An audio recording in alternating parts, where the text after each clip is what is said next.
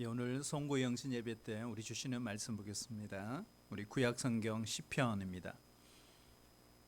시편 우리 37편 우리 1절로 8절까지입니다. 시편 37편 1절로 8절입니다. 우리 함께 찾으셔서 교독으로 한 절씩 읽고요. 우리 8절 합독하도록 하겠습니다. 악을 행하는 자들 때문에 불평하지 말며 불의를 행하는 자들을 시기하지 말지어다.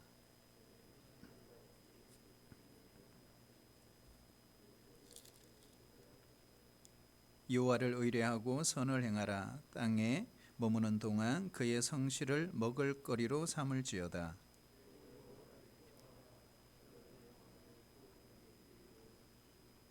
내 길을 여호와께 맡기라. 그를 의지하면 그가 이루시고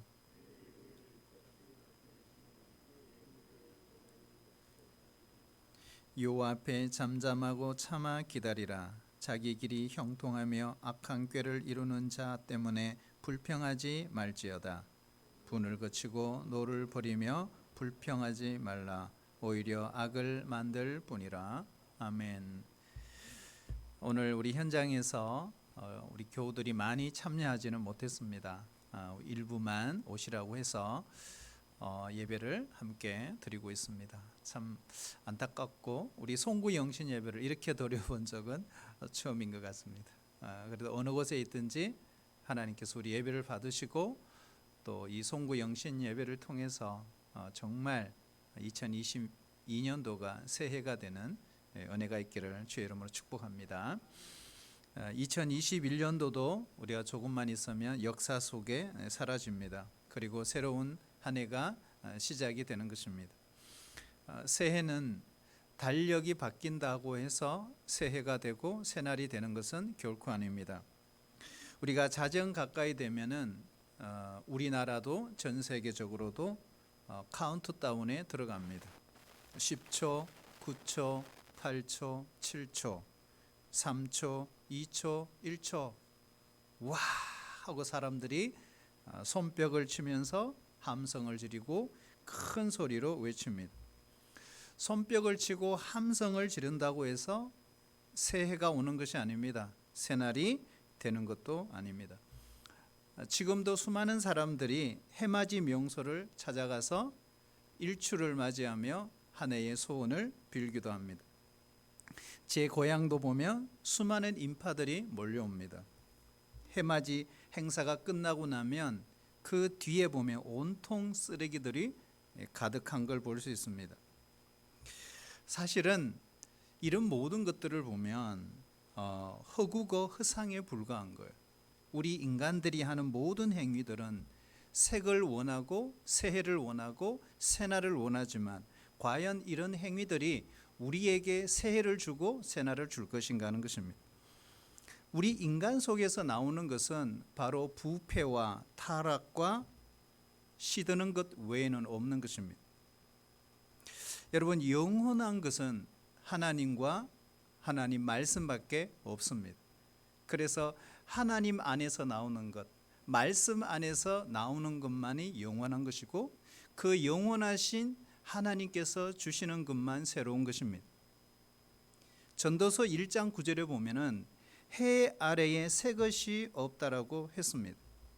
새해, 새날은 인간의 시간 속에서 찾을 수 없다고 분명히 성경은 말씀하고 있는 것입니다. 그래서 오늘 우리가 말씀 앞에 있는 것이고 하나님 앞에 서 있는 것입니다. 정말 영원하신 하나님께서 우리 2022년 한 해를 시작할 때 우리에게 주시는 새해, 새날의 은혜를 꼭 주시기를 축복합니다. 그러면 하나님이 오늘 말씀을 통해서 우리에게 주시고자 하는 말씀이 뭘까요? 내년 2022년 꼭 우리가 붙들고 전자로 붙들어야 될, 놓치지 말아야 될 말씀이 있다는 것입니다. 첫 번째, 한번 따라해 주실래요? 불평하지 말자. 여러분, 불평하지 말자. 이것이 영원하신 하나님께서 우리에게 새해를 맞이하는 우리에게 주시는 첫 번째 말씀입니다. 오늘 1절에 보면 악을 행하는 자들 때문에 불평하지 말며 7절에도 악한 꾀를 이루는 자 때문에 불평하지 말지어다. 8절에도 분을 거치고 노를 버리며 불평하지 말라라고 했습니다. 3번이나 반복했다는 것은 강조하는 것이고 그만큼 중요하다는 것입니다. 다윗은 누구보다도 불평할 거리가 많았던 사람들입니다. 억울하게 10년 이상 광야 생활하며 떠돌이 생활하며 도망 다니면서도 자신을 향해서 공격하는 그 적들을 향해서 대적해 본 적이 전혀 없었던 사람입니다. 우리가 예수님을 믿고 난 뒤에 신실한 사람들이 나를 잘 받아주지 않는다면 과연 내가 신실하게 살았느냐를 돌아봐야 하는 것입니다. 반대로 내가 예수 믿는 자로서 신실하게 살았음에도 불구하고 신실한 자들이 나를 받아주지 않았다면 신실하게 받아줄 때까지 기다려야 하는 것입니다. 하나님의 때가 되면 하나님께서 그렇게 행하시는 것입니다. 얼마든지 다윗은 이런 일들을 충분히 할 수 있는 사람이었습니다. 그럼에도 불구하고 그는 하나님의 때를 기다리며 불평하지 않았습니다. 여러분, 사람들이 왜 불평할까요? 왜 분노할까요? 그것은 자기의 뜻대로 되지 않기 때문에 그런 것입니다. 그래서 부모에게 불평하잖아요. 그래서 이웃에게도 불평하는 것입니다. 직장에서는 상사와 직원 사이에 서로 불평을 쏟아놓습니다. 요즘 우리 사회를 보면은 분노의 사회입니다. 분노가 아닌 것이 없습니다. 국민의 대표로 뽑아둔 국회의원들은 정치한답시고 자신들이 하고 싶은 말을 여과 없이 막 쏟아냅니다. 백성들은 모든 잘못을 정치인들에게 돌리고 특별히 대통령과 정부에다가 쏟아붓습니다. 어떤 목사님은 주례하면서 신부의 성이 노시래요. 그래서 그것도 마음에 안 들더라는 거예요. 이만큼 우리 사회가 분노와 불평으로 어느 곳 하나 안 끼어 있는 곳이 없을 정도라는 것입니다. 어떤 사람은 환경이나 시대를 탓하는 사람도 있습니다. 심지어는 하나님을 향해서 탓하고 불평하는 사람도 있습니다. 하나님의 마음이 들지 않는다는 것입니다. 자신보다 의롭지 못하고 악을 행하는 자들이 더 소원을 잘 이룬다는 거예요. 자신의 소원은 쉽게 이루어지지 않는 걸 보고 때로는 우리는 불평할 때도 있습니다. 그러나 오늘 말씀을 보세요. 오늘 이 말씀의 주인공이 누구예요? 앞에서 이야기했지만 다윗입니다. 다윗은 그렇게 하지 말라고 했고 사실 다윗은 그런 삶을 살아냈습니다.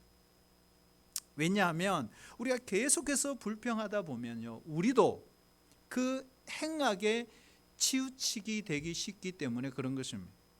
오늘 2절 말씀해 보시면 그들은 풀과 같이 속히 배임을 당할 것이며 푸른 채소같이 세잔할 것이미로다 했습니다.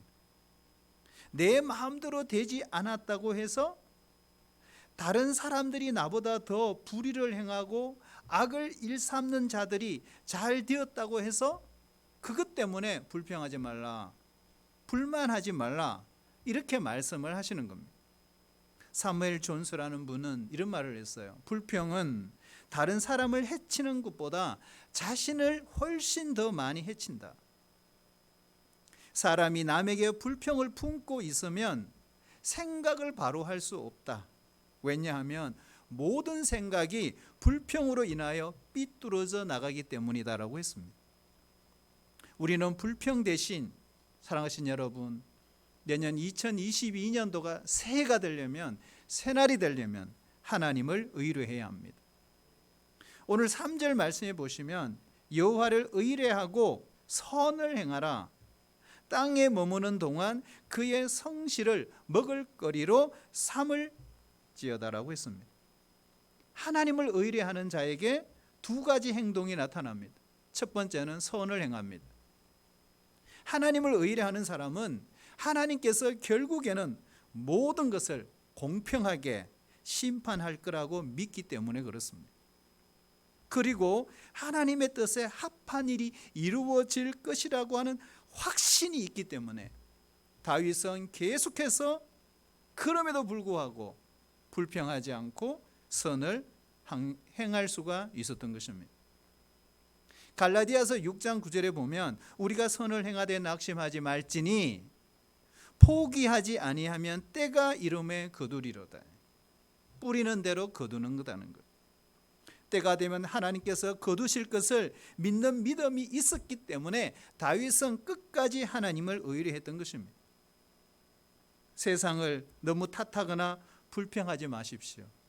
우리가 인내하며 계속해서 선을 행할 수 있기를 축복합니다. 두 번째, 하나님을 의뢰하는 자는요, 성실하게 살아갑니다. 하나님을 의뢰하는 사람은, 여기 의뢰라는 말이 뭘까요? 좀 어렵죠? 의지하고 신뢰한다, 이런 뜻이잖아요. 이런 사람은요, 하나님의 성실을 믿습니다. 성실하신 하나님께서 자신의 성실을 알아주심을 믿기 때문에 모든 일에 성실한 삶을 살아갈 수가 있는 것이죠. 요셉은 형들로부터 미움을 받아서 이집트의 노예로 팔렸습니다. 누명을 썼습니다. 감옥에 갇히는 신세가 되었습니다. 보통 사람 같았으면 얼마나 불평이 많았겠어요. 얼마나 불만이 많았겠어요. 그러나 요셉은 그렇게 살지 않았습니다. 오히려 주변 사람들을 그는 돌아봤습니다. 그들에게 선을 행했습니다. 자신에게 맡겨진 일에 최선을 다해서 성실하게 감당했습니다. 왜요? 하나님을 의뢰했기 때문입니다. 하나님께서 늘 함께 하셔서 요셉의 모든 일을 형통하게 하셨습니다. 결국 요셉의 소원을 이루어 주셨잖아요. 그리고 그 가족들을 만나게 하셨습니다. 당시에 세계를 다스리는 자가 되게 하셨습니다. 사랑하신 여러분, 지금까지 선하게 살아오셨습니까? 성실하게 살아오셨습니까? 그런데도 불구하고 소원한 바가 이루어지지 않았습니까? 너무 낙심하거나 불평하지 마십시오. 때가 되면 하나님께서 우리를 귀하게 서실 것입니다. 그리고 그 마음의 소원을 이루어지실 날이 꼭 올 것입니다. 믿으셔야 합니다. 둘째로 따라볼까요? 여호와를 기뻐하자. 여러분, 첫 번째 뭐라 그랬죠? 우리가 붙들어야 될 말씀 뭘까요? 불평하지 말자. 두 번째는요, 여호와를 기뻐하자. 우리 4절 말씀 같이 한번 읽어보겠습니다. 시작. 또 여호와를 기뻐하라. 그가 내 마음의 소원을 이루어 주시리로다. 아멘. 여호와를 기뻐한다는 말이 무슨 뜻일까요? 이것은 여러 가지를 해석할 수 있지만 이렇게 저는 해석했어요. 하나님 만나기를 기뻐하는 사람, 하나님과 교제하는 것을 기뻐하는 것입니다. 말씀을 따라 사는 것을 기뻐하는 것입니다. 사람마다 기뻐하는 대상이 다릅니다. 어떤 사람은 돈을 기뻐해요. 어떤 사람은 명예를 기뻐합니다. 어떤 사람은 권세를 기뻐합니다. 어떤 사람은 이 세상의 쾌락과 세상이 주는 즐거움을 기뻐합니다.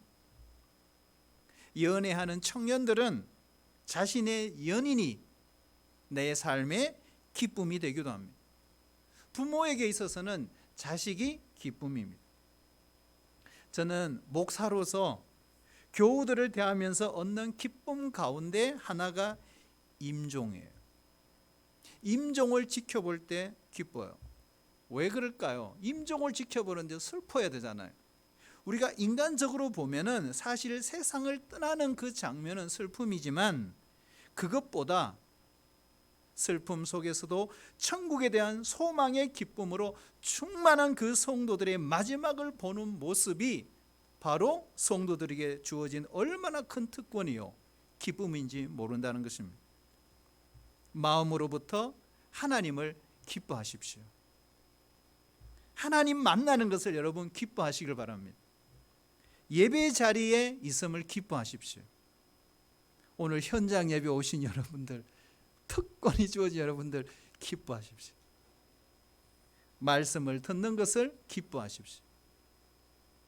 어떤 분들은 현장 예배 못 온다고 기분이 나빠서 혹시나 기쁨을 잃어버리고 이 송구 영신 예배 참여하지 못하시는 분이 있다면 정말 안타깝습니다. 지금이라도 돌아오시길 바랍니다. 여러분, 우리가 어느 곳에 있든지 예배함이 기쁨입니다. 매일 성경 읽는 것을 기뻐하십시오. 우리가 매일 하나님 말씀을 갖고 큐티하는 그 영적인 기쁨을 누리십시오. 우리가 말씀대로 실천하고 봉사하고 전도하고 교제하고 그렇게 한번 해보십시오. 하나님을 기뻐하는 자에게 주시는 선물이 있습니다. 내 마음의 소원을 이루어 주시리로다. 새해에는 하나님을 기뻐함으로 우리 모두 하나님의 기쁨이 되시기를 주의 이름으로 축복합니다. 그러면 하나님께서 우리의 소원에 응답하실 것입니다. 우리가 복음송 가운데 예향집 230장에 보면은 이런 찬양이 있어요. 나 주님의 기쁨 되기 원하네. 내 마음을 새롭게 하소서. 새 부대가 되게 하여 주사 주님의 빛 비추게 하소서. 내가 원하는 한 가지 주님의 기쁨이 되는 것.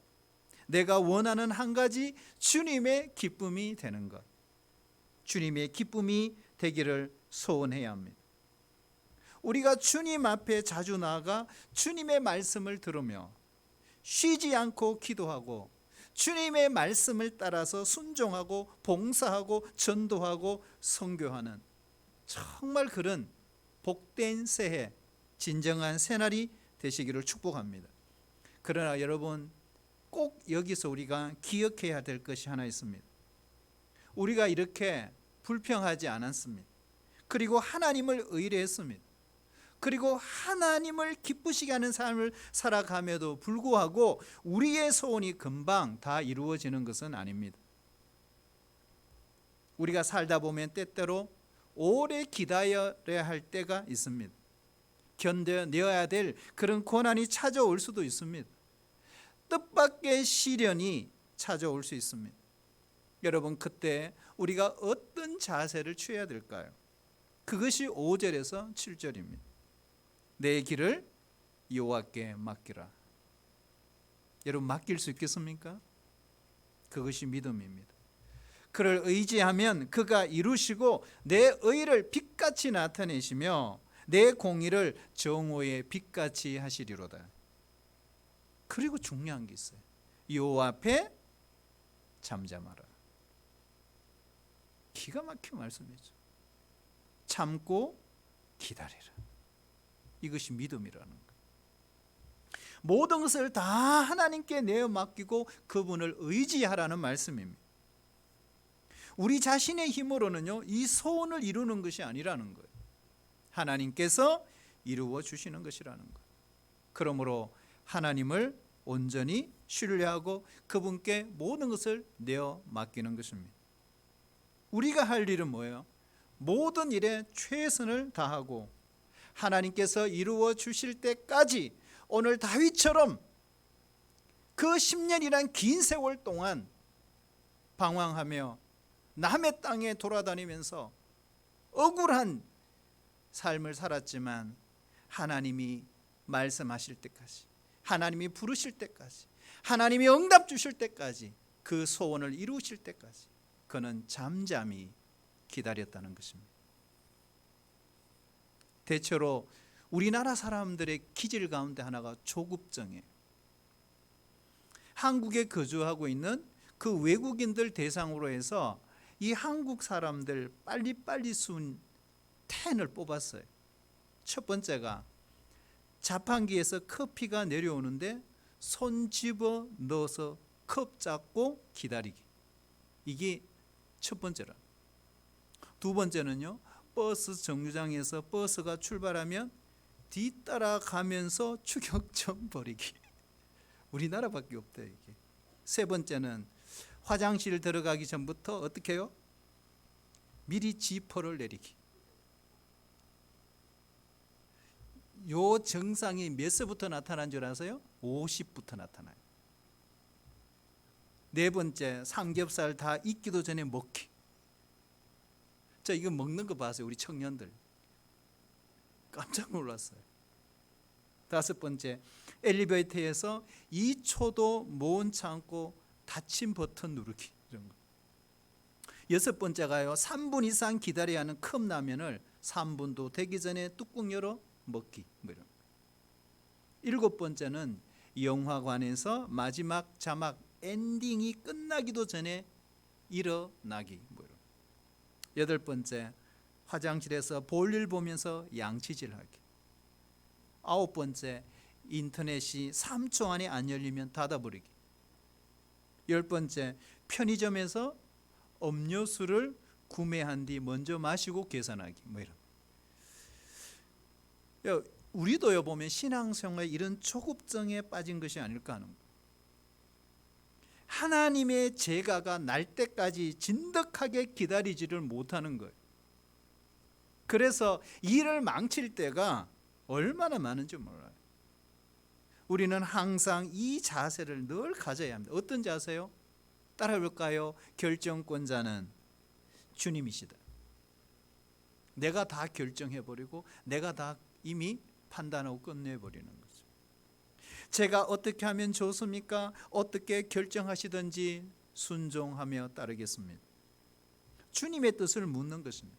결국 성인권자를 존중해야 합니다. 그럴 때 하나님께서 우리의 걸음을 인도하시는 것입니다. 네가 계획할지라도 그 걸음을 인도하시는 분은 여호와 하나님이시라.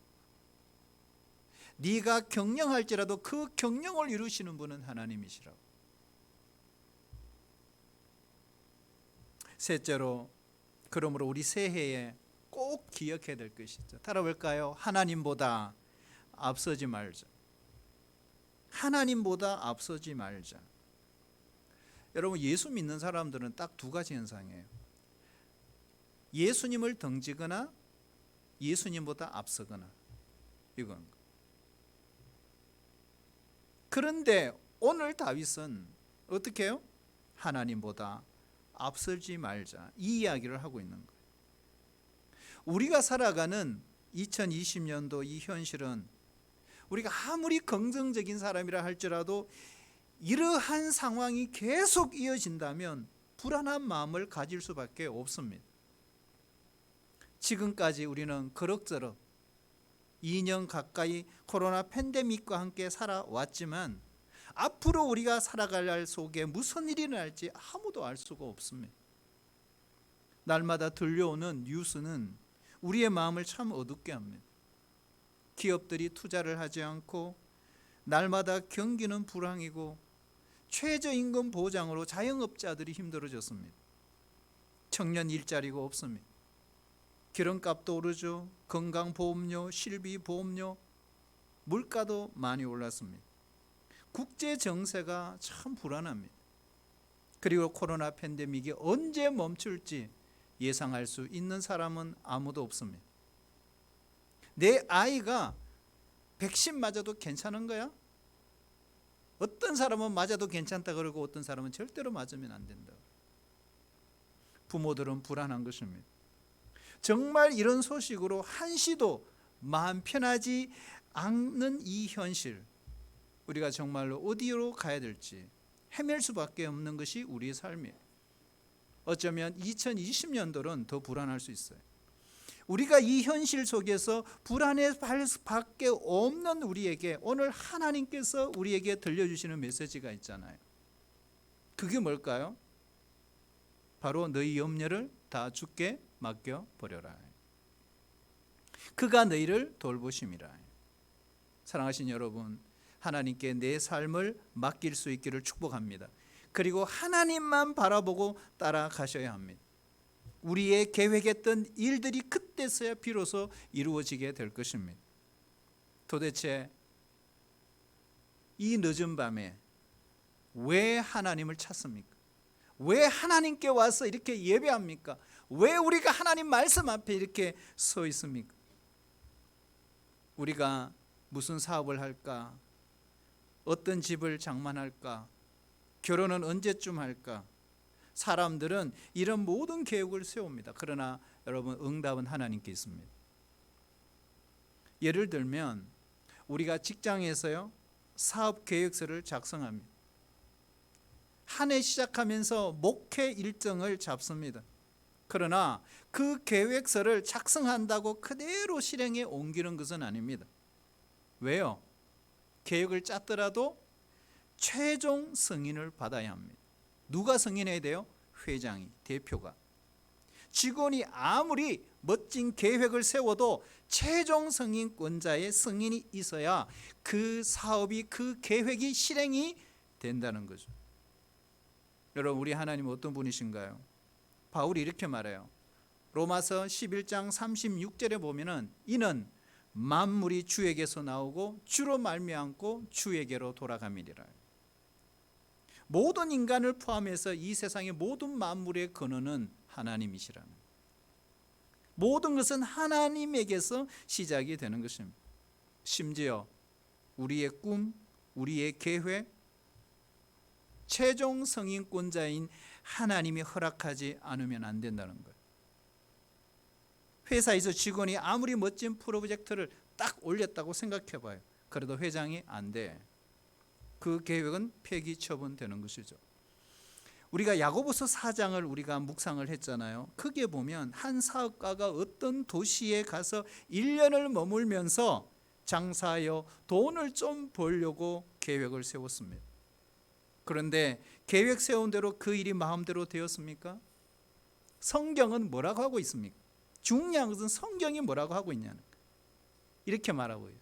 내일 일을 알지 못한다. 아무리 완벽한 계획을 세워도 변수가 너무 많아요. 그렇잖아요. 경기가 잘 돌아가야 되잖아요. 낮은 금리로 버텨줘야 합니다. 직원들이 사고를 안 쳐야 합니다. 협력 업체에 문제가 없어야 합니다. 사기당하면 안 됩니다.